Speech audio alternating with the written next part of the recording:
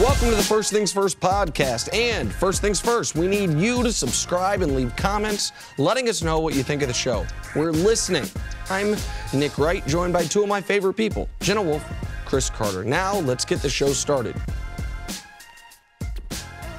Hey everyone, and welcome to First Things First. I'm Jenna Wolfe alongside the Hall of Famer Cris Carter. This is Nick Wright, and Super Bowl week is upon us, CC. Absolutely. Super Bowl 52 in Minneapolis. Looking forward to a great week of shows. You're heading out later this week? Going to be heading out there later on, simulcasting from there. Nice. I'm going to miss my Batman and Robin. What's the weather? Wait, are you going to be inside or outside? Here we go. Oh, I'm going to be inside. Okay. I'm going to be inside. Okay. Yeah, global warming has not hit Minneapolis. And thankfully, the game's going to be played indoors. Yes. Or else we would be having a totally different level of analysis this week. Yeah, we got to play indoors. Matter of fact, if Minnesota. Minnesota didn't have an indoor stadium, we wouldn't be doing this show. Like, because you wouldn't have met me. All right, well, let's dive in. Super Bowl week is here. Minnesota getting ready for a number of humans flying into the Twin Cities. The Eagles arrived yesterday. Patriots coming in later today. It's your boy Ron Jaworski meeting the team. I know, love it. And fans will be filing in all week. So good news for the Patriots, as Rob Gronkowski actually practiced the last 2 days, but still remains in the concussion protocol. But the center of attention has been, will be, and is Tom Brady, looking for his 6th oversized ring.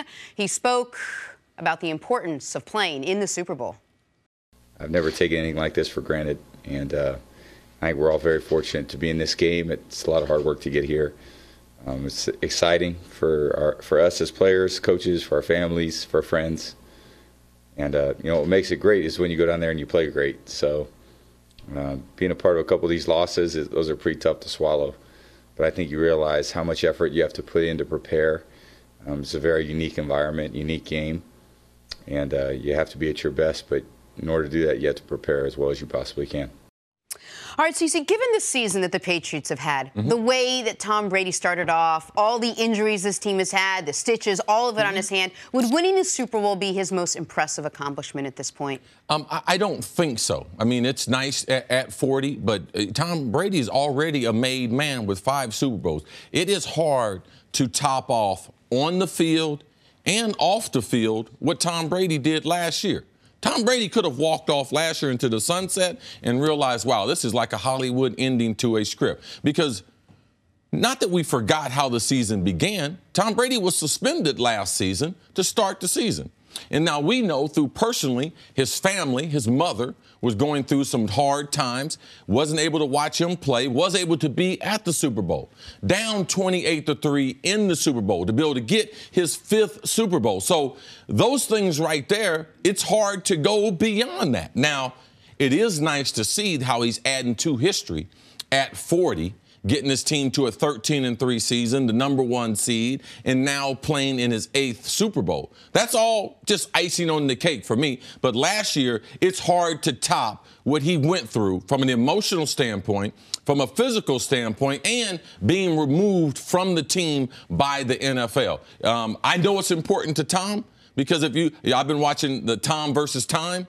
He pointed out in there, he still has the letter saved from Roger Goodell from his suspension. So this would be monumental, but what he's already done and what he overcame in the last 12 months, I think supersedes this moment. I would have thought you could never top last year. I also thought you could never top 2007, even though they didn't win the thing. I was like, Tom Brady's the quarterback of the greatest football team I've ever seen. And then last year happens. I'm like, man, this guy's 39 years old. All the things CC mentioned, the unbelievable comeback where he played a near flawless 4th quarter and then overtime. But I'm big on longevity. I'm big on people breaking the mold as far as it really stopping me in my tracks, impressing me. And if they finish this off, I think it would be the most impressive thing he's done. And here's why. If they win this year, he will have started his career with 3 Super Bowl wins in 4 years. And then, not necessarily ended his career, but he could end his career if he wanted to walk away, with 3 Super Bowl wins in 4 years. He would have won back-to-back Super Bowls in years 3 and 4 as a starter. and then back-to-back Super Bowls in years 16 and 17 as a starter. I came into this year believing both of these things. Tom Brady's the greatest quarterback I've ever seen, and he's probably not going to be great this season. Like, I think people took the second to mean I didn't believe the first. I thought he was the greatest quarterback I'd ever seen, and I was selling Tom Brady's stock start this year because forget winning the Super Bowl at 40. No quarterback had ever been above 500 at 40. If he finishes this year, he will be, with a win, he will be the MVP of the league, which I believe he already is, have another Super Bowl championship, have 50% more Super Bowls wins than Joe Montana, double the Super Bowl appearances of Joe Montana, and will have done it with no Edelman, last-ranked defense for the majority of the season, the one dynamic weapon on offense, and, oh, yeah, by the way, slices his hand open 72 hours before the AFC Championship And don't game. forget the emotional wrinkle. For the first time in the last couple of years, we actually saw a fracture in the infrastructure in New England, and maybe it's been there, maybe it hasn't, but it got leaked for the first time this year, and we started talking about, well, who's going to stay and who's not going to stay. So I think for all those reasons, you have to ask yourself, where do you rank this Patriots team that he's taken to the Super Bowl compared to other teams that he has brought to the Super Bowl? Is this maybe the worst team that has like, as far as you by that you mean as far talent. as like talent of the people on his team outside of Brady? Yeah. Well, I think that Brady has something too, lot like LeBron, as far as the Eastern Conference. Because if you look at the matchups, Marcus Mariota in the divisional round. Yeah. Blake Bortles in the championship game. So his ability to get to the Super Bowl, it worked out with this team. This is not the most talented team. Like, this team, they'd have a hard time being 8-8 if Tom Brady wasn't on the team. Like, they're well coached and everything, but you can't coach what he does. And you're not going to be able to replace him with a guy that's going to make Danny Amendola a starter, that's going to make Hogan a big-time player. These guys aren't. They're just players that Tom Brady is making into better than what they are. So you have to give Tom credit for that. Up and down the roster, though, with injuries, like when they started the season, they thought this was a great football team, going to be a great season. But with the injuries, I mean, that's not the most talented team. I would say probably the least talented of all the Brady teams. I'm talking about top to bottom. Now, you have to realize the first two Super Bowls, the team won those. Tom was along for the ride. And those were very talented defenses. Yes. Those two Super Bowls didn't have great. This team probably has better offensive talent than certainly the 01 Pats. But those teams had outstanding defensive players. Right. I think the one thing that's significant, which led to Tom's suspension, the deflation of the football, because people talk about how will this affect his career. Well, they changed the ruling on the footballs. They got a new way that they measure them and who's able the sequence for which the footballs are taken to the field. Tom Brady, since they changed that, has been just as successful or more successful. So for me, all those things that he went through, they changed the rules. He got suspended after all these appeals and winning the Super Bowl. And the thing that's really hard to put a value on his mother. And his mother and her being sick last season and him being able to win the Super Bowl with, that's the first game that she attended last season, accepting that trophy from Roger Goodell, it's hard to beat that type of accomplishment. And the greatest comeback in Super Bowl history to boot. It would have been amazing no matter how they won the game, but the way they won it. The reason I probably am leaning towards this year is something CC touched on. I am a guy that places almost an outsized importance on longevity for all-time greats. Because I think we do an odd thing in sports commentary, which is guys that don't play as long, we just assume they would have continued to be great. No. One of the reasons that I'm seemingly a man on an island when it comes to Emmitt Smith and Barry Sanders. I'm an Emmitt guy.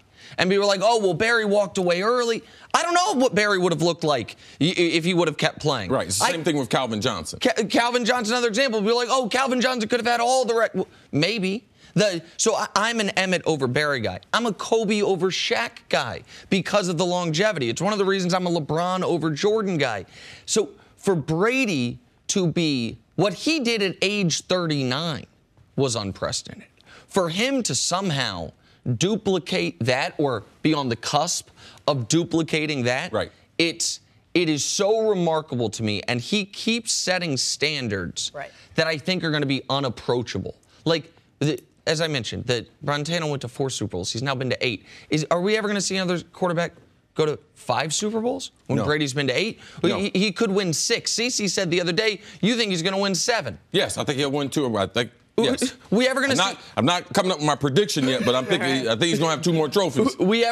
Is another quarterback ever going to win 5? No. Right? Like, he is lapping the second greatest in the field, and will continue to, assuming if they are able to win on Sunday. One thing that you have to realize, too, that there's been quarterbacks very, very close to Tom in age, that being Brett Favre. Brett Favre doesn't throw the interception. That's one pass in New Orleans with the NFC Championship. They go on to the Super Bowl. Peyton Manning had a serious neck injury that required multiple surgery, but he was approaching that corner, and then he fell off a cliff. Drew Brees is right behind him at 39. So we have seen a version of this, but Tom Brady, what he's doing is very, very special. And one of the questions that we will continue to be asked and talk about this week is going to be whether the outcome of the Super Bowl determines whether Tom Brady comes back again next year, which we will see.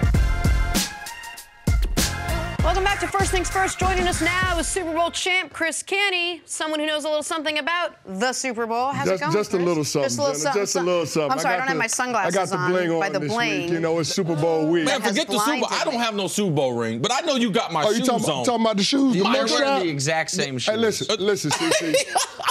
Imitation is the greatest form of flattery. So I saw you with the mugshot shoes, and I was just like, you know what? I got to get on those. I got to get on those. Because there's no chance Nick's going to dress like me. No chance? You know what? No shot? Come here. Nick and I are wearing the same shoes, too. I don't know if Check it out. Nick and I got the same shoes on. Nick got some red-bottom Jordans on. What are those? Welcome, bro.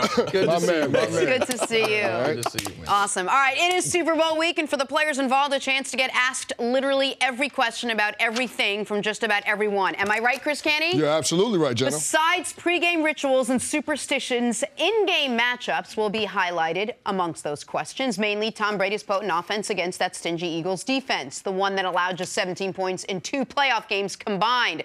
When asked about it, Tom Brady spoke about it. They've got a great defense, as good as we faced all year, and the D-line is, I think better than any team we faced all year.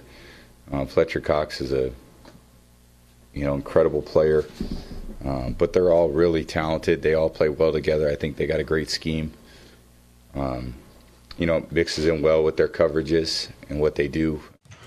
Cris, why doesn't Tom Brady's answer surprise you? Because they always say positive things about the opponents, and then they go for the jugular every single time once they get in the game. If they mention your name, they really respect you. Yeah, that's they really, they'll pull out a punter. When they mention your name, like you know that, look okay. up, oh. Yeah, they're just trying to soften you up, butter you up a little bit. You know what that's about. Right. So are you saying the Patriots really believe that this Eagles defense is as good as it gets? No, I think they have to. When you turn on the tape and you watch the way they've been playing in the postseason, you have to believe that. You look at that defensive line, what they've been capable of. Jim Schwartz, he doesn't really like to blitz. In the regular season, they had one of the lower blitz percentages in the league, 26%, and they were pressuring the quarterback on 28% of the passes. But if you look at what they've done in the postseason, they got a blitz percentage of 16%, yet they're pressuring the quarterback 35% of the passes. So the defensive line has stepped up the pressure in the postseason, and really that's where it's going to have to start. When we won the Super Bowl in 2011 against the Patriots,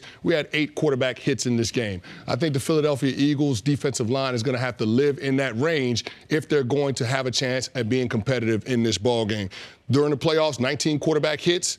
That's impressive. 19 quarterback hits in 2 games against 2 teams that are pretty good at protecting the quarterback in the Atlanta Falcons and the Minnesota Vikings. So the fact that you're able to do that, the fact that it's not just one guy, because Fletcher Cox has 4, he's leading the way, but that defensive line as a whole, they're finding ways to get to the quarterback. I think that's going to be the key for this ballgame. I think the front 7, because they got a 7-man rotation. Typically when I say the front 7, I would include the defensive line and the linebackers. This is not the best defense they faced. All right? Stats would tell you Jacksonville is the best defense they're faced. But if Jacksonville's back end and their linebackers had this front seven, then it's the 2000 Ravens. Then we wouldn't be talking. We'd be talking about, hey man, Tom Brady and them getting ready for 2018 season, Right. because it would have been over with. Now Jacksonville, they had a nice Calais Campbell. It was a nice, but they didn't have the onslaught that we talked about. That Philadelphia and Jim Schwartz. They got a 7-man rotation. So for me, At the D-line, not Yes. at the D-line. 7 people have played over 400 snaps. It's been well documented. No one in the National Football League puts that type of pressure and personnel on you. So if the Eagles win, those 7 guys would have had a tremendous impact on the game. I don't see a way Philadelphia winning unless they have 8 to 10 hits on Tom Brady. And that's the one thing that we've seen with Tom Brady the last couple years. People are not able to get to him, either because of how they throw it quick or the offensive line, they give him just enough time. And that's why Tom's been so successful late in his career. Well, and so on the D-line, so you have 7 guys playing 400 snaps, which means nobody, except for maybe Fletcher Cox, is overworked. You also have to keep in mind the Eagles, one of their strengths on offense this year was time of possession, averaging a little over 33 minutes time of possession a game. That means the defense playing less than 27 minutes a game, so they're extra fresh. But people, when we talk about how do you beat the Patriots, they of course talk about your team, because there's not a lot of teams that have beaten the Patriots, only the Giants obviously in the Super Bowl. And when we think of the Giants beating them, we think of those star edge rushers, the guys playing next to you. You think of whether it's Justin Tucker, O.C. Umenyiora, or Michael Strahan. The guys playing the spot you played for the Philadelphia Eagles be the key to this game. It's everyone knows Fletcher Cox, they mention him. But Timmy Jernigan, who they traded for, he's been listed on the injury report. It's an important injury to monitor. Timmy Jernigan playing next to Fletcher Cox. They traded for him, then gave him a big contract. It's what Cris always talks about and you always talk about, getting pressure up the middle. Because you get pressure on the edges, Brady can step up. But get pressure up the middle where, as you guys have mentioned, undersized offensive linemen in the middle for the New England Patriots. Those are the 2 guys, Fletcher Cox and Timmy Jernigan, for the Eagles defense to be great. And Tim Jernigan, I'm going to snatch this from you. I know that's one of your buddies. I know that's one of your teammates. Yep. This dude is a beast. And he's going to take it as disrespect, because this is the way defense, if they single block him, he could change the game. Now, they have to double team Fletcher Cox. They've mentioned Fletcher Cox's name in the press conferences, so you know he will have the maximum amount of attention. And, yes, those Giants teams, those guys outside did get all the fanfare. But that game was started by the guys in the middle, the D tackle and playing on the nose. That's what created pressure. Now, to put the game away, Strahan and them came off the edge at the end of the game, but they got beat up. Their guards and their center got beat up by the Giants' interior line, and that's what led to victory. And that's one of the things that you're going to see in this game, because the Patriots, they're going to deploy in that 3 wide receiver, 1 tight end personnel grouping. So the Eagles are going to have to match that with nickel. Now, on early downs and distances, you're going to have Timmy Jernigan and Fletcher Cox in the middle. Bo Allen will be rotating in there. But when they decide on the longer downs and distances that they need to get after the quarterback, you could potentially see them taking out one of those defensive tackles and putting in another defensive end and going with a 3 defensive end and 1 defensive tackle front in order to have more speed on the field and be able to attack that pocket. Because as you mentioned, CC, you can't double team both of those guys on the inside of that defensive line. So whoever is going to get the one-on-one, they got to go to work. They got to win that matchup, because you got to get that pressure right up the middle on Tom Brady in order to impact it. Did you say earlier that Jim Schwartz didn't call a lot of blitz packages throughout the season? Yeah, he's not big on blitzing. And tell me how that changes on Sunday. Well, here's the thing. I don't think it can change on Sunday. I think you have to rush 4 and you have to drop 7 in coverage just because of what the Patriots do. Now, if you look at the Eagles team, they're pretty good in terms of the opposing team's QBR when they're targeting running backs and wide receivers. They're 2nd and 3rd, respectively, in terms of being able to keep those guys in check. But when you look at tight ends, they're one of the worst teams in terms of opposing QBR rating when they're throwing the tight ends. They're 28th. So this is a game where Rob Gronkowski is really set up to have a big day. The Eagles and Jim Schwartz have got to have an answer for him. I don't know if it's going to be Rodney McLeod, Malcolm Jenkins, Michael Kendricks, Nigel Bradham, but between the combination of those 4 guys, they got to figure out how they're going to defend Gronk. Well, one of the ways that maybe they could defend Gronk is if they are effective enough with the pass rush that the Patriots feel like they have to keep Gronk in the block. Like, one of the best ways to defend him could be to... They're not going to do that. Okay? They're not going to do that. I mean, they don't do a lot of that. And they have the protection in what they call. Tom will get the ball out of his hand. So they don't do a lot of that to be able to stop people. But Philadelphia cannot win with that game plan. All right? You cannot go in against New England and say, I'm only going to rush 4. You have to come up with a plan B. Just like New England did in last year's Super Bowl, they went after Matty Ice to come back in the game. They started blitzing. Jim Schwartz, you need a curveball. You need a slider because your fastball will not be able to get it done by itself. Good news for the Patriots. Rob Gronkowski practiced twice over the weekend. He still, however, has not cleared the concussion protocol. CC, you say you're not worried. You still think he'll play on Sunday? No, I'm not worried because he started the activities that when the doctor releases you to start driving. He started driving 5 days ago. And now he's been released to increase his cardio, because typically in the protocol, what you're worrying about once their heart rate begins to go up, then they start getting some dizziness, start having problems with light. So once you see them on the field, they've been allowed to advance in the program that they can get their heart rate up. So when you see them on the practice field actually running, you know that they're very, very close to being out of the protocol. Also, given where he is in the protocol now, we do have reason to believe, if not know, that if this had happened in the divisional round, where you don't have 2 weeks between games, it could have kept him out for the week. But with the extra week before the Super Bowl, he should be able to play. He is, Chris Canty mentioned it earlier, the weakest spot on the Eagles' defense is their defense of tight ends. So he's a key player in every game, particularly in this one. I also expect him to play. All right, finally, Tom Brady had those 12 stitches removed from his hand. There was never much doubt about him playing in the Super Bowl. And after being limited in practice on Thursday, Brady was a full participant on Friday. Chris Carter, should we expect Brady's hand to have any impact whatsoever in the Super Bowl? Yeah, hell yeah, it's going to have an impact on the Super Bowl. He's going to be carving them up, throwing the ball. I mean, he's holding the ball in his hand the whole time. The injury to his hand. There is no injury. They took the stitches out. That's the question. I mean, the concern was last week, especially playing in the elements.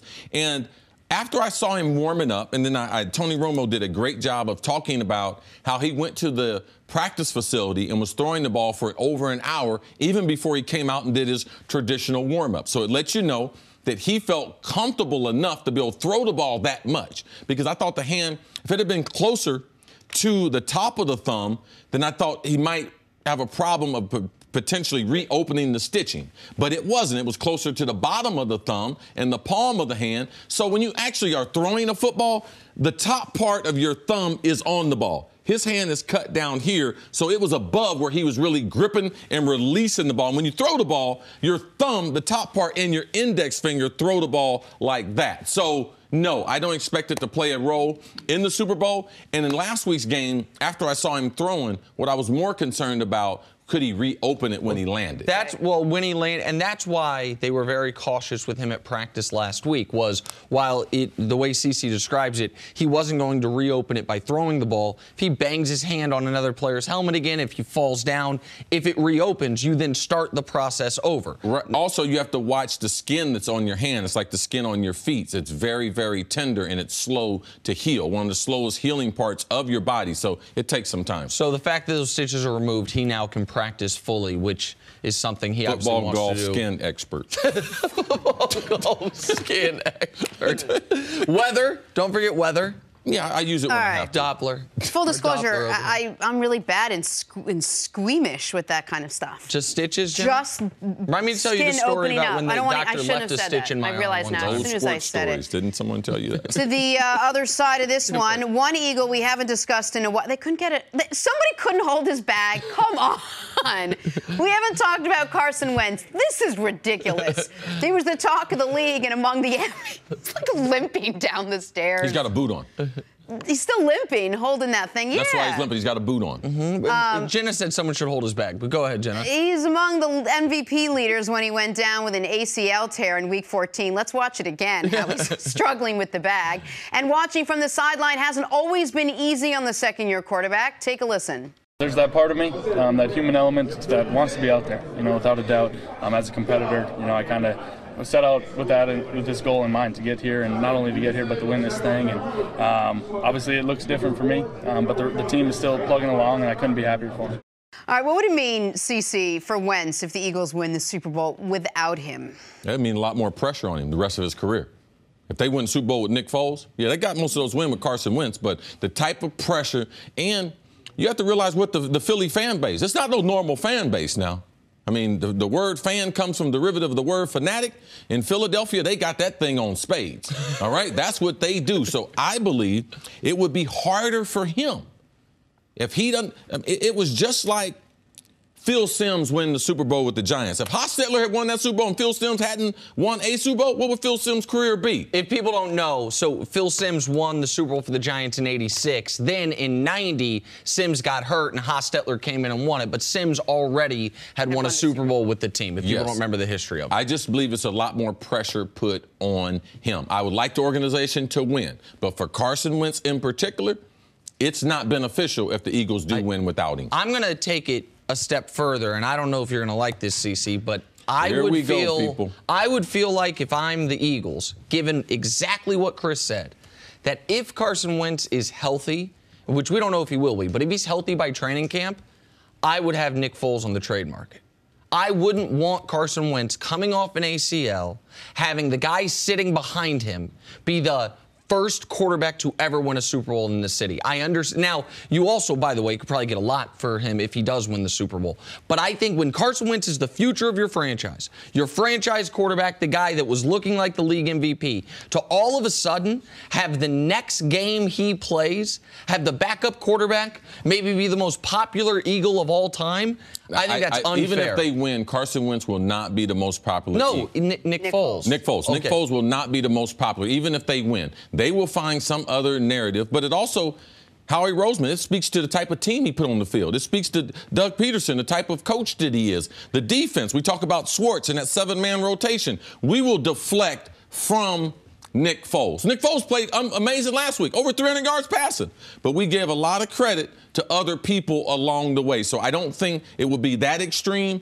I'm not going to trade him because he won the Super Bowl if I don't feel like that's the absolute best thing for my team. I know he's under more pressure, but moving him to another team does not relieve the pressure from Carson Wentz. Like, I would keep him right there. If it was the best thing for my team, I wouldn't trade him based on worrying about the feelings of my star quarterback. The him that Cece's there, I just want to make clear. I was talking about trading Nick Foles, not talking about trading Carson Wentz. I don't want people to say wouldn't think we're talking about that. I just the extra burden on him. Go ahead, I don't know. I have such a hard time. I mean, the Philadelphia didn't want Nick Foles even when he was their quarterback. I mean, we saw what he did in those couple of games before last week's game. I mean, he was just struggling to find, and he had one good game, and all of a sudden the conversation turns very quickly to, hey, if Carson Wentz isn't ready to go, maybe he loses this job if Foles plays well in the Super Bowl? I don't know. No, I don't think it's that he loses the job. I think it's the added. You talk all the time about. He got a better chance of losing his leg. I mean, he's gonna have to carry 3 people's bags. Jenna, you talk all the time about the Philly fans, the Philly media, how it's a particular market. Yes. And you talk all the time about the players being asked about something, about distractions, about things like that. The point that I'm making is, if the guy sitting behind you has won the biggest game in franchise history, and it's not a situation where you've won one of them as well. In fact, it's a situation where you've never even played in a playoff game. I think that could be hard for any quarterback to deal with. I understand Chris's point that if you have 2 good quarterbacks or at least a competent backup, you don't want to move them unless you get a great value.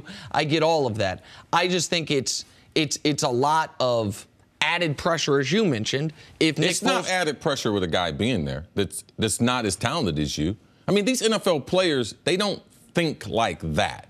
Like, the day that Carson got hurt, you said their season's over. I'm not trying to bring up that point, but no, you talked about the difference in their talent level. Totally agree. So what changed? Well, I don't know. Then if you don't agree with me, then I'm a little confused on what you said at the beginning. Because at the beginning of something you said, if they win, so flush it out for me so I better understand. No. As an organization, they won a Super Bowl without you. It lets you know they have a great team around them. So their expectation for Carson Wentz would be to win a Super Bowl, like to finish out what he started in the 2017 season. Those would be the normal goals for someone who is a star like Carson Wentz. So that expectation and that pressure doesn't change no matter who his backup quarterback is. Nick Foles, we're not worried about Nick Foles. Like, as a professional, you don't worry about guys like him. Like, you don't get concerned. You don't get to where you are and be worrying about people like Nick Foles. I think that's a non-issue.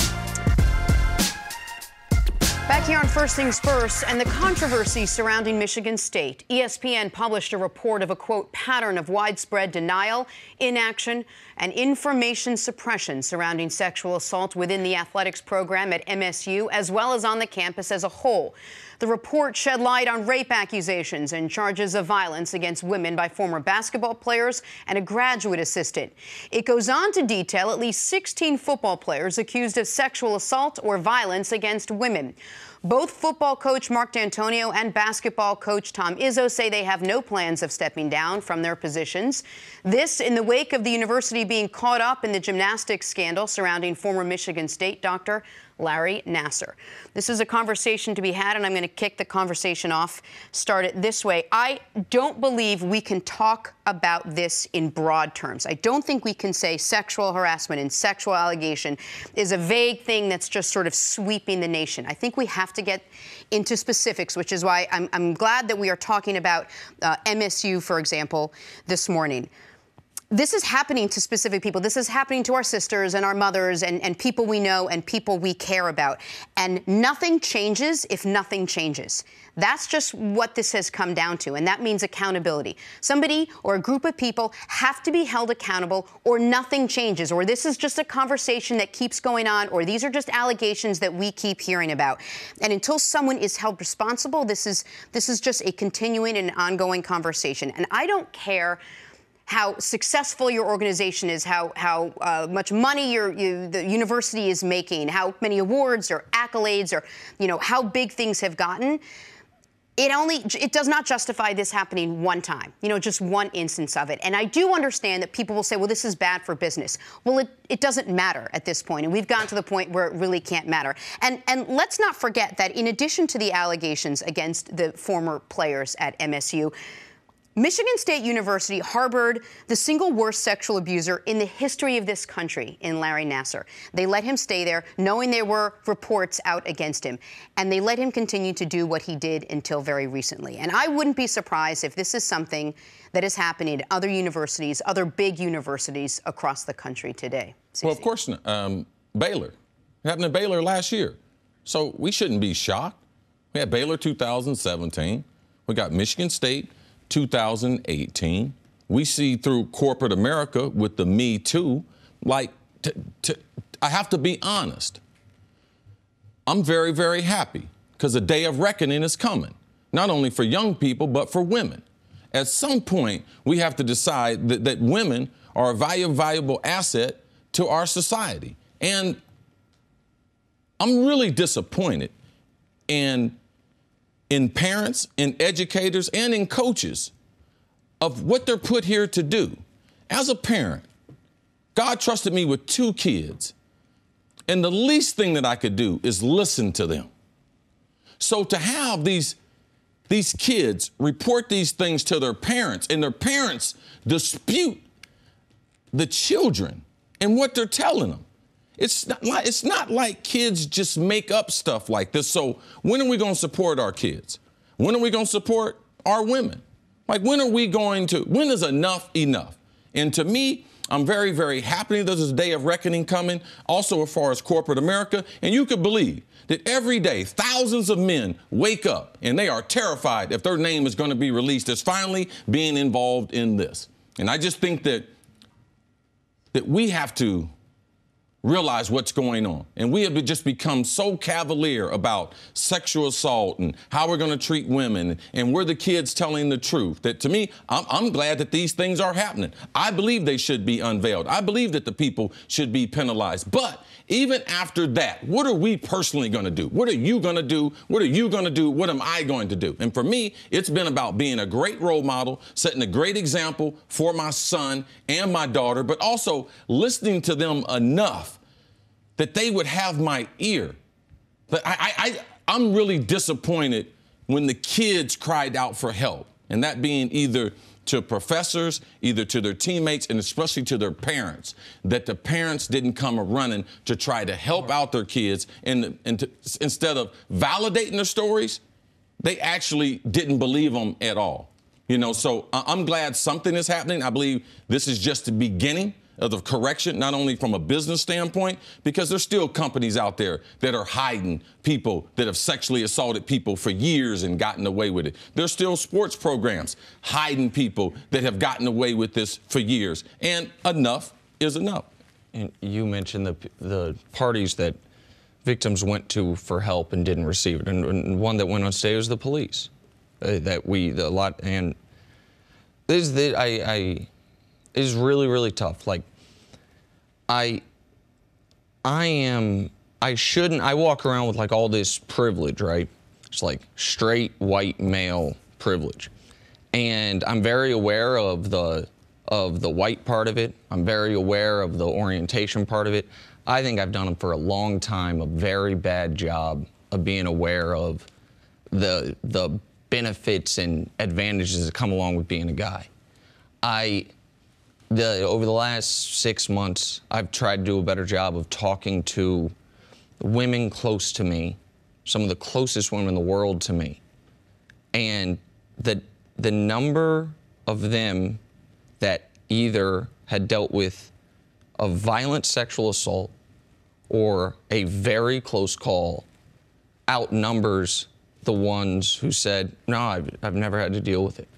I had my friend Jenna Wolfe say, almost in passing when this came up a while ago, that, listen, I've just known when I decided I wanted to go into sports that sexual harassment was just something I'm going to have to deal with. Just going to have to figure out how to deal with it. And it's also the advice that Jenna has given thousands of others, women, young women in this business, as far as how to approach it. Like, there is a method, you know, to going about this and how to be successful at it. And it's not acquiescing to the offers. It's being a professional, being better than the competition, being above reproach, but realizing in this, I mean, it's real. Like, you're going to face these things and you need to have a game plan for what you're going to do. And it's just so, where Cris says he's glad the moment of reckoning is happening. I am glad that in 2018 we might be finally starting to approach allowing women equal protection under the law and equal citizenship. I'm glad we are getting closer to that.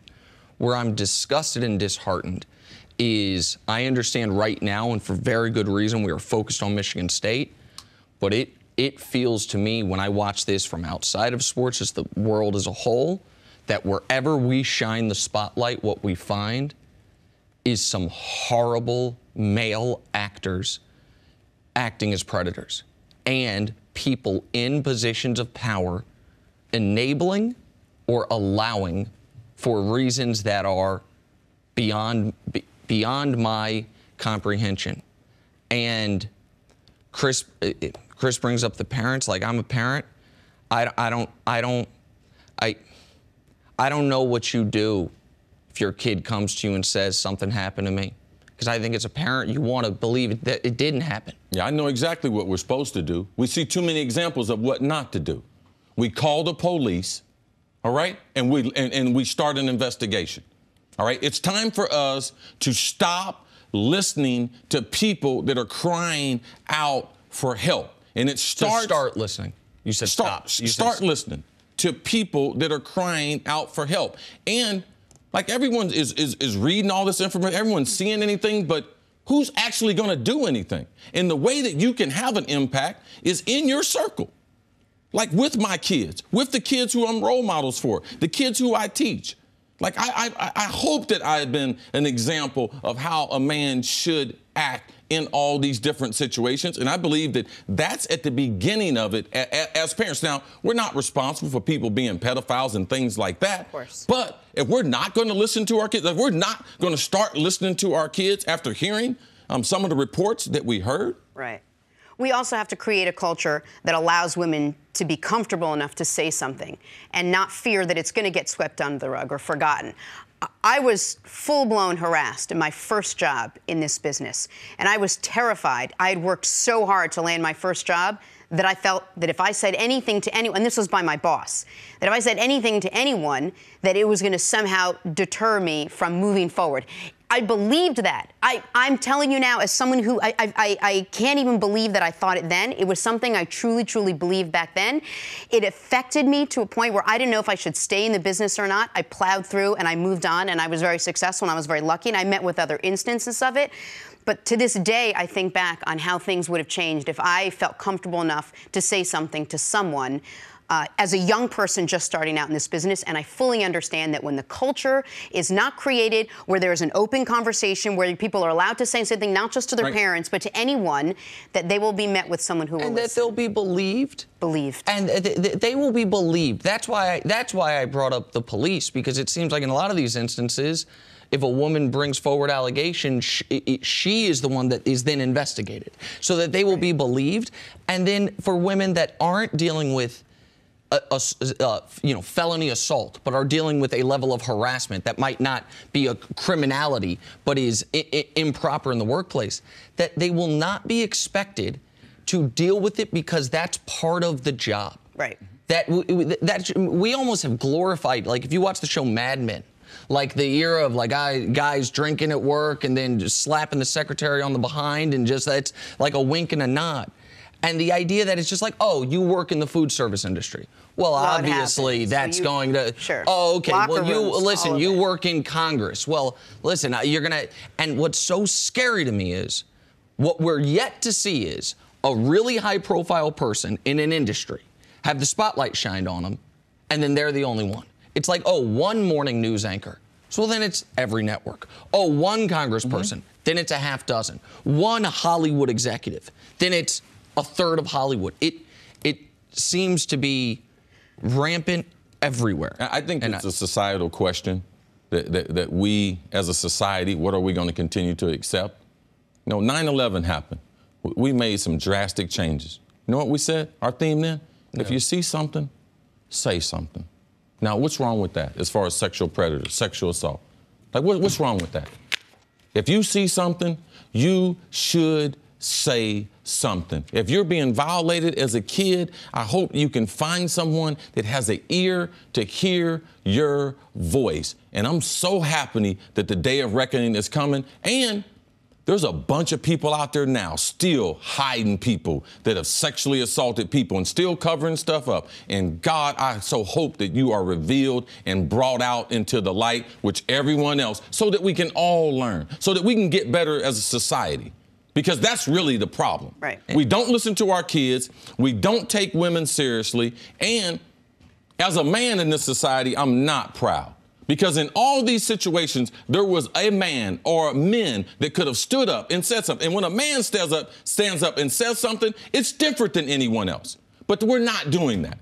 And for the guys out there, and this is the last thing I'll say on this, I know the majority of guys out there watching, they're not predators. They're not harassers. I would challenge those, and I challenge myself as well. When you hear guys laughing about things that you're like, I would never do that. But you're there, and they're your friends, they're your colleagues. There's one thing to not engage in it. It's another thing to actively have the uncomfortable conversation like, whoa, hold on. What'd you say? Why do you think that's okay?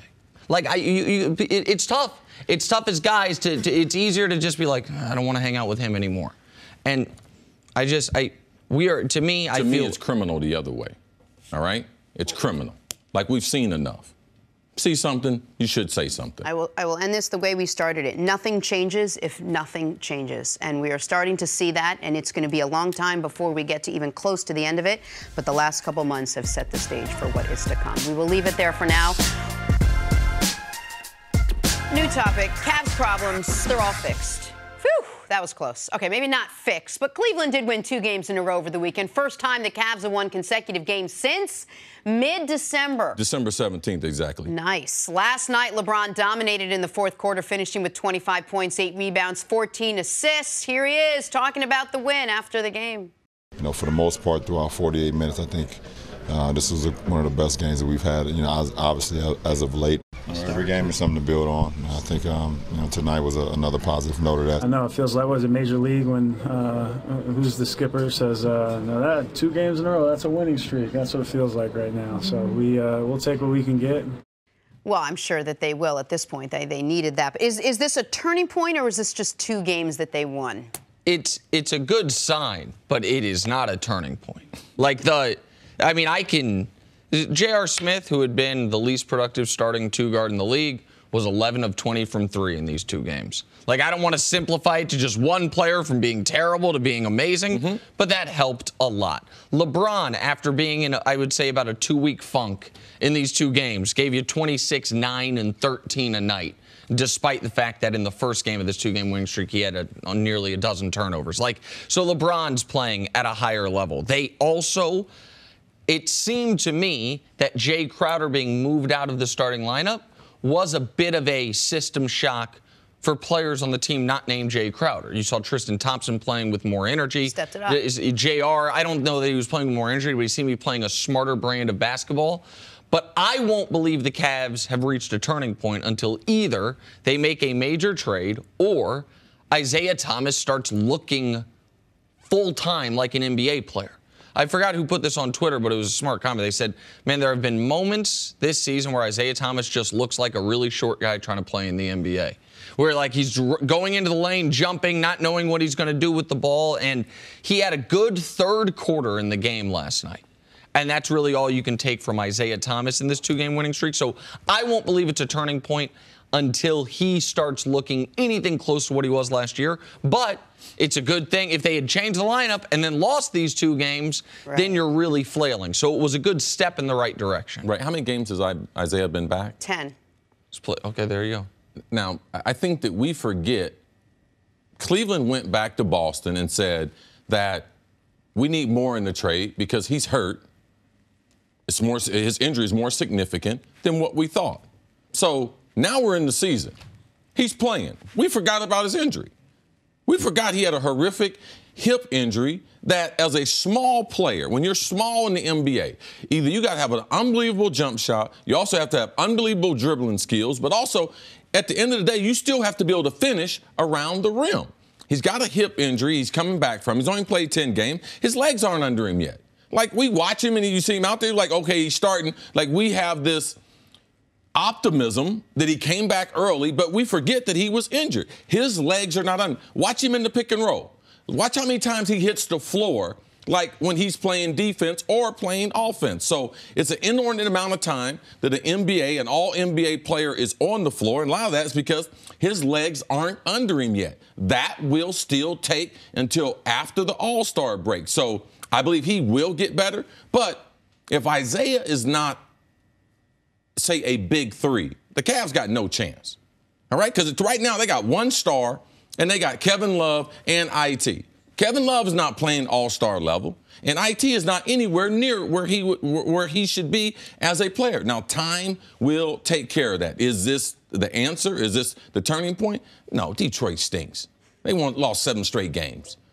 Cleveland gave up 61 points in the first half to Detroit. So, no, it's not. Going into the game, they were the worst in the NBA in defense. Coming out of the game, they're 2nd worst. So, no, it's not a turning point, but we need to realize the significance of the injury that IT had. And just because he's been back 10 games, we see him on the court, that we expect to see the player that we've seen the last 2 years, and he's not there yet. And not to get too in the weeds on the injury front, but if he wasn't hurt, if he was just out this whole time, how long would you give him to get his legs, as you say, back underneath him? There's no way we would be able to calculate because the only way you can calculate is by with the taking injury. off that time. It's not as if it's not a high ankle sprain. It's not a sprained MC joint. It's not ACL joint. It's an odd injury. So we couldn't put a time on it.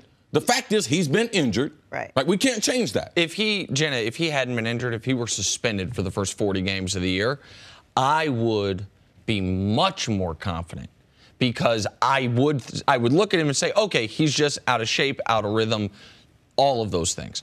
My biggest level of concern for the Cavs related to Isiah Thomas is if due to this hip injury, when he is fully healthy, when he is back in game shape, when he is back in rhythm, if he is forget a full step, a half step slower. Because If you people talk about Isiah Thomas, and I think the image in their head is him hitting threes. Man, Isiah Thomas was brilliant last year at getting to the rim and somehow finishing over guys literally a foot or nearly a foot and a half taller than him. Right. And that's not the part that makes him special. It's the combination of at the three-point line and getting to the hole. But if that getting to the hole goes away, he's not, I mean, just from a There's a reason why there's not a whole bunch of 5-something guys in the NBA. Right, even guys that can shoot really well. So that's my biggest level of concern for the Cavs is if Isiah Thomas has, due to the injury, lost a half step, or if it's going to take him a full year to get the half step back, if you will, then Cece's right. Like, they, as presently constituted, they can't win a championship unless Isiah Thomas looks close to what he was last season. And that's what we won't know, and unfortunately for the Cavs, we probably won't know it until after the trade deadline.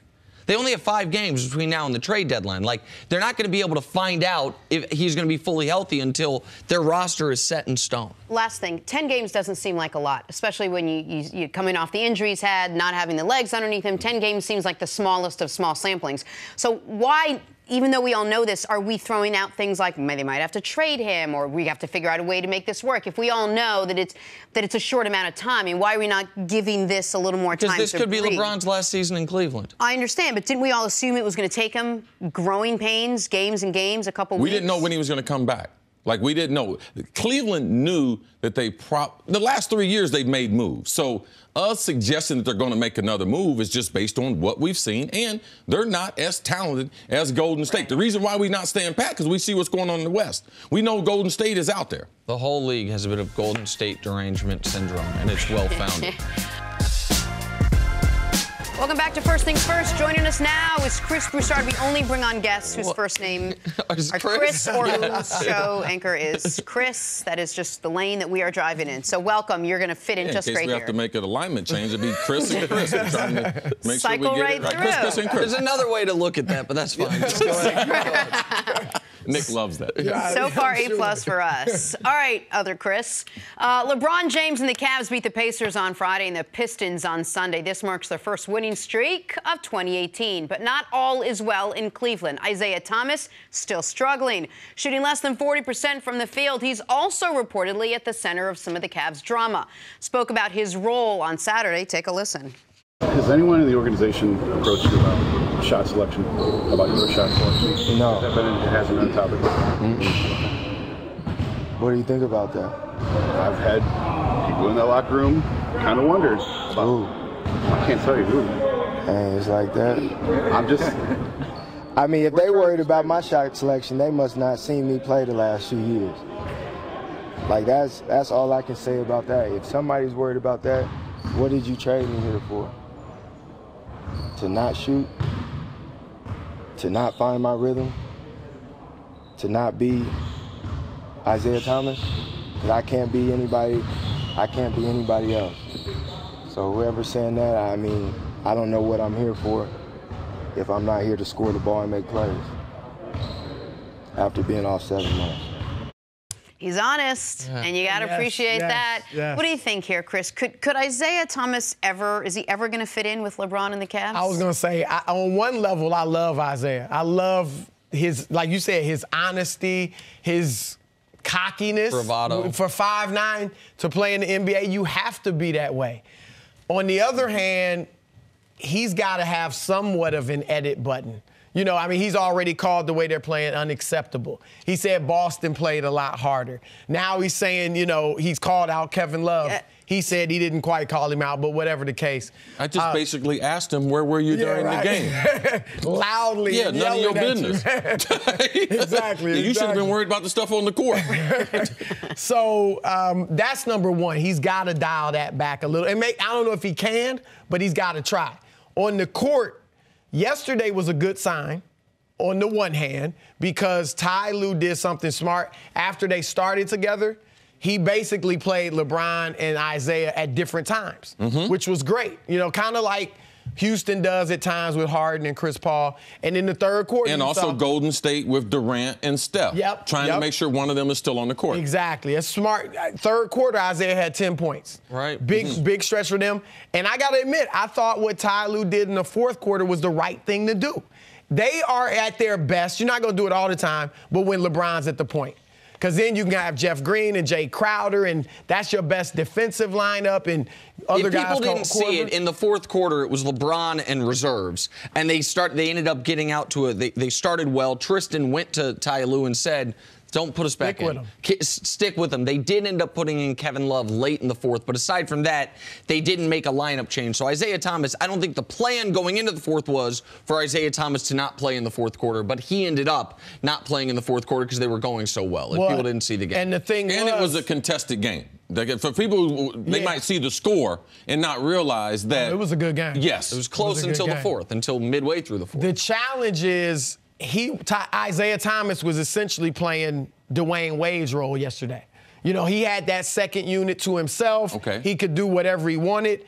D. Wade was out. They don't need Isiah, Derrick Rose, and D. Wade. So the challenge is when Derrick Rose didn't play the second half yesterday. So when one of those guys isn't playing, probably will be Rose a lot of times, or when maybe Wade's not getting a lot of minutes, or it's Isiah. How's that going to sit in the locker room with these guys? The biggest difficulty for the Cavs, because the trade deadline is February 8th. They have 5 basketball games between now and February 8th. I have no reason to believe that between now and February 8th, Isiah Thomas is all of a sudden going to be fully healthy.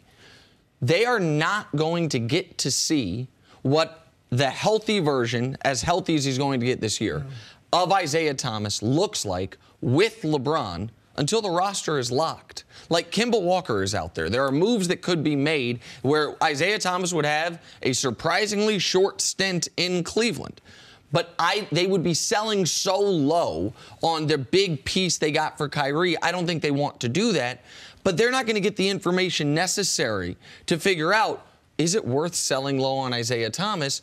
Because he's not going to be healthy by the time the trade deadline rolls around. So you're saying trade him before the deadline? I'm saying that I don't think you can trade him because you won't. If you trade him, you will have never have gotten to see what a healthy Isiah Thomas looks like with LeBron because of just the timing of the injury and you're not going to be able to fetch enough. And because the thing that's frightening in this is when I watch the Cavs, I miss watching Kyrie play with them.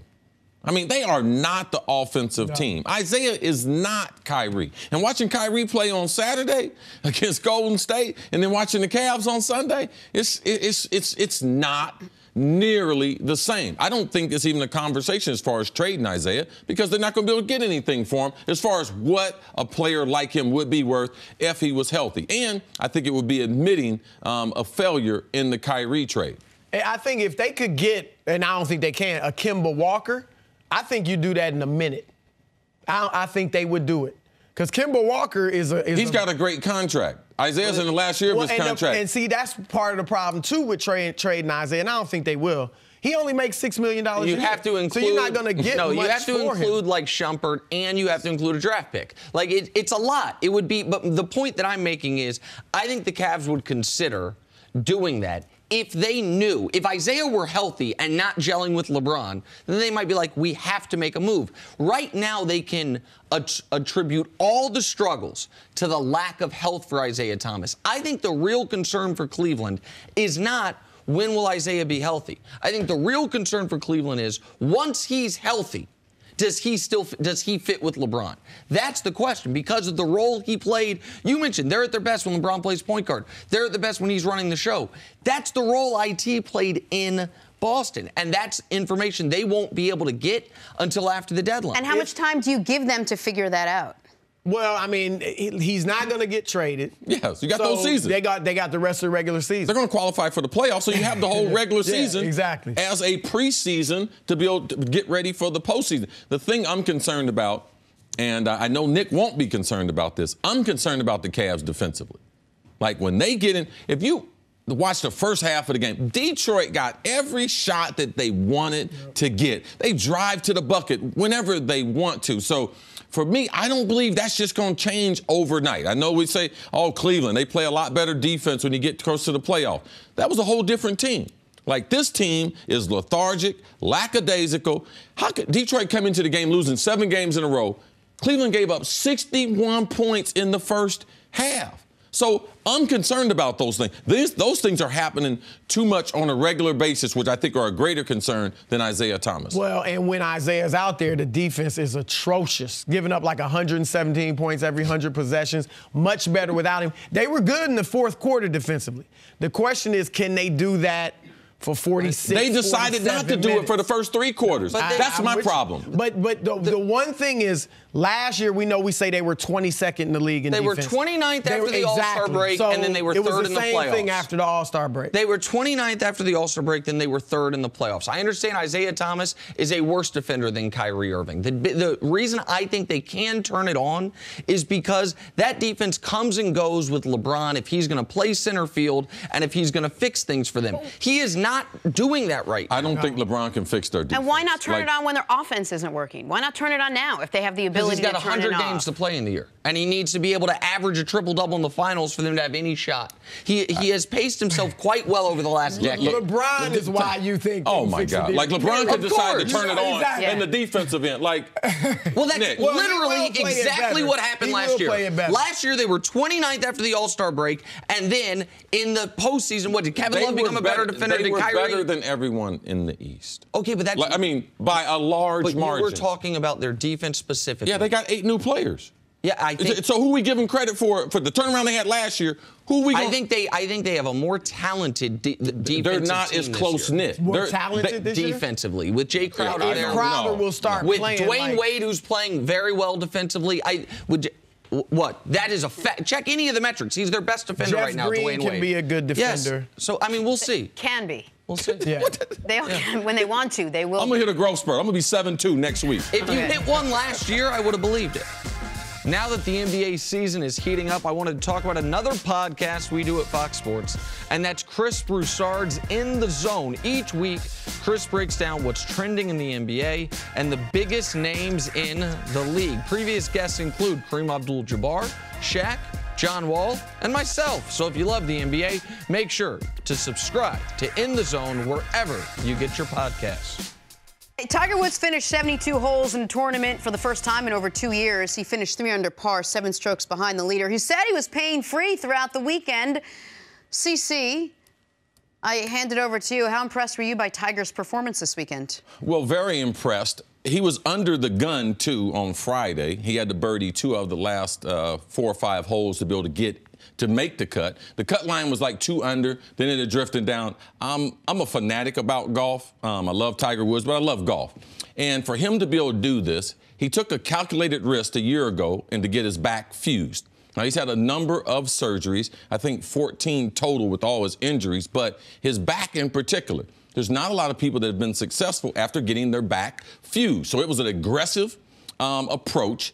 It worked. It held, and he's able now to not only play, as we saw this weekend, but he's able to practice. One of the things about Tiger Woods that people don't know is how much he practiced and how much he loves spending time on the golf course. And when you don't do that, you can't practice, you're not going to get the results. But for him, his driver, he should have left that in the bag because he could not hit a fairway. But for him to be able to play through hitting a lot of bad shots and be able to scramble, because the toughest part about golf is the short game, the putting and the chipping. And that's the part that he has already on major level. Like his putter and his chipping, he could play in a major next week and it be on par for that. But his driving, his inability to hit it straight, and his iron play is inconsistent. That, I think, will get a lot better the more reps, the more tournaments that he plays in. All right, I want to tell America 2 must-follow Twitter accounts for when Tiger's playing. One is the Golf Channel, but their special one, GC Tiger Tracker.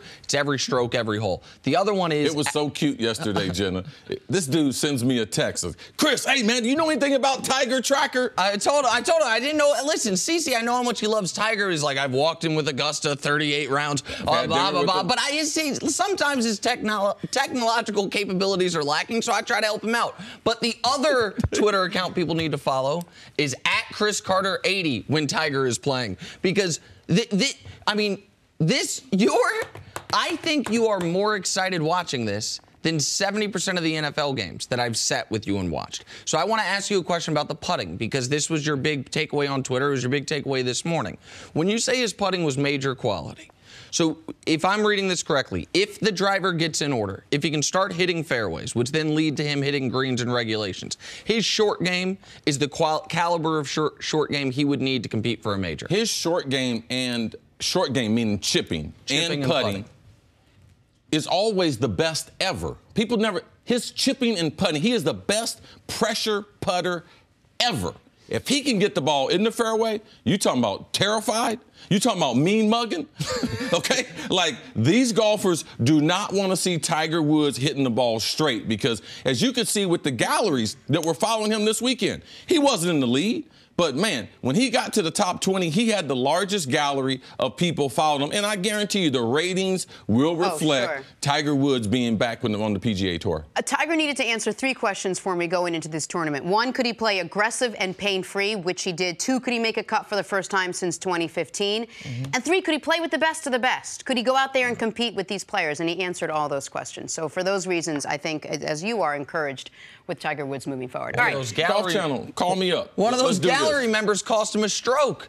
He still might not have made the. You still can't. He still might not have made the. I think that guy got thrown out. Oh, no doubt. You guys know how sometimes the world tries to tell us something without telling us something, like, hey, your best friend is going to be your wife, or that crappy job will lead to the most amazing job ever. Well, Saturday night's showdown between the Celtics and Warriors might just be the NBA Finals preview. And what a game it was. Steph Curry, 49 points on 24 shots. Kyrie Irving, 37 points on just 18 shots.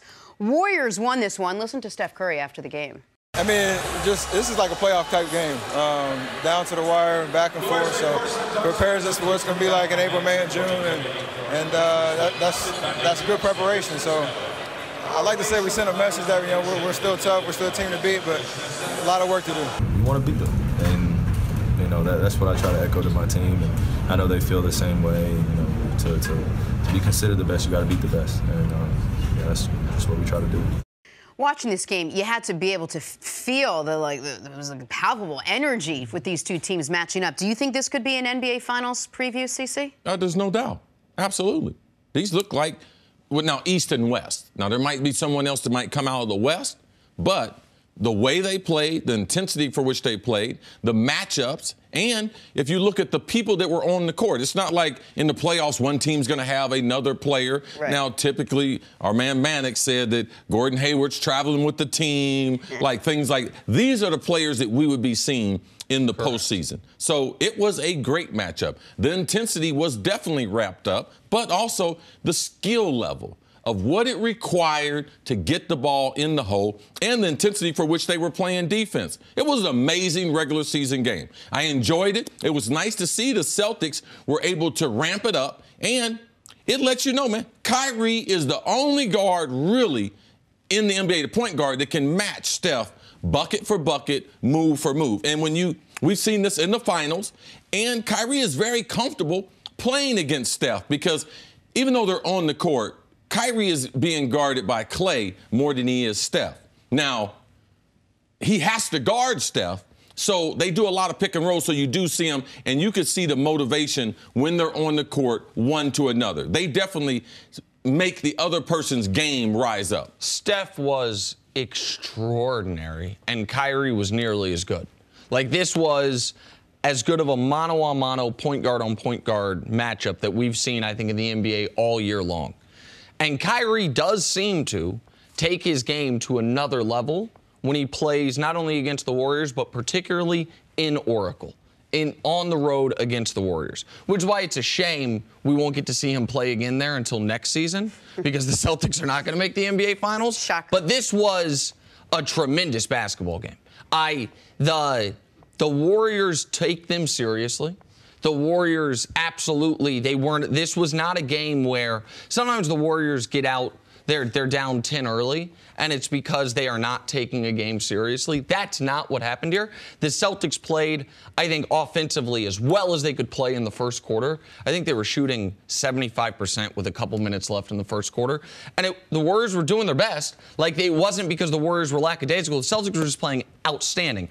I don't believe the Celtics have enough offense to get through the Eastern Conference. I think because of their lack of offense, they're a team that could be upset in any round of the playoffs. With that said, they are one of only 3 teams that I think, if they were to play the Warriors, could actually give them a fight. Does that make sense? Like, I don't think we're going to get to see that matchup.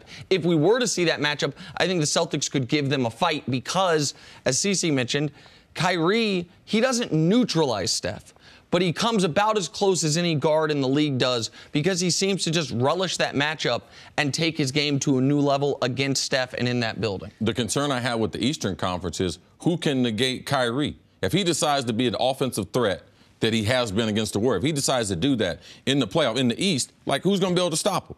Like, we see Cavs, what they do defensively. That could be a major problem if offensively Kyrie goes into that series and said that I want to take over the game. I believe that could be a problem for the Cavs. Let me answer that for you real quick. In that situation, what I think the Cavs would do, I think the Cavs would simply have LeBron guard him. And that's where the lack of other offensive firepower hurts the Celtics. If Gordon Hayward's out there, that's a tougher thing to do. If Jason Tatum was playing like he was a couple months ago, that's a tougher thing to do. But I think they would just tell LeBron to guard Kyrie similar to what they did could only guard him in the fourth quarter. He couldn't guard him the whole game. Sure. It would take too much out of him. Sure, but that's what they did against Derrick Rose, right? A few years ago. Yeah, but Kyrie's a better offensive player because he can shoot. Derrick Rose couldn't shoot. He could not shoot, and it played into LeBron's hand. LeBron could get up on him and use his size because he couldn't go past him. Kyrie, you can't do that. LeBron cannot play him at the three-point line and prevent him from getting to the hoop or also getting people open. What did you see from the Celtics that you think the Cavs could have done better if you don't think you're going to see these two in the finals? Oh, it's not that I don't think we're going to see these two in the finals because the Cavs necessarily match up better against the Warriors. It's because I don't think the Celtics can beat the Cavs in the series. Gotcha. Exactly right. There's nothing they would have been done in that game to say, oh, the Cavs, like, no, stop. That was, no. I'm Jenna Wolfe, and thank you for listening to the First Things First podcast. Make sure to subscribe and tell your friends, family, and coworkers about the podcast, which, by the way, is available on iTunes and all your favorite podcast apps. You can catch a fresh new episode every Monday through Friday on FS1, starting at 6:30 a.m. Eastern, 3:30 a.m. Pacific. So long, everyone.